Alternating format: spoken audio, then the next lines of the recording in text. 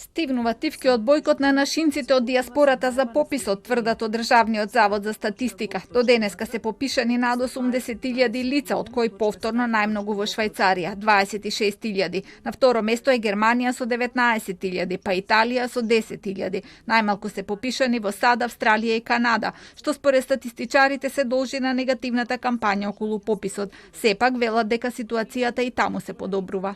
И оние кои апелираа во првите денови да не се попишуваат луѓето од надвор, сега веќе го сменија својот наратив и повикуваат буквално сите кои ги исполнуваат условите за само попишување да го сторат тоа, бидејќи тоа се смета дека е еден патриотски чин. Застравувањата дека овој тивок бојкот од дијаспората би се пресликал и овде во земјава кога ќе почне пописот на терен, Ѓорѓиева рече дека такви обиди постојат, но државата го нема тој луксус да си дозволи одложување на пописот и владиниот портпарол потврди дека засега не е разгледувана таквата можност. Апсолутно ќе се следат препораките на Комисијата за заразни болести. Во овој момент сите сили се насочени кон тоа да се почитуваат протоколите и да се реализира пописот.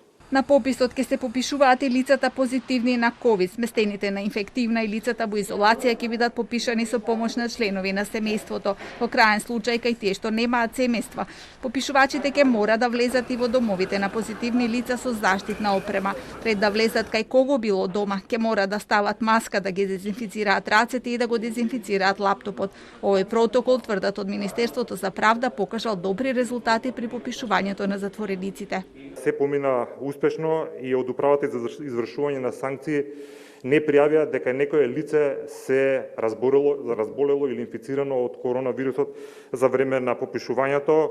Проблемот со недостиг од попишувачи се уште не е надминат, фали 1/3 од потребниот број. Од статистика се обидуваат да ги мотивираат со можноста да се работат хонорари до 35.000 денари.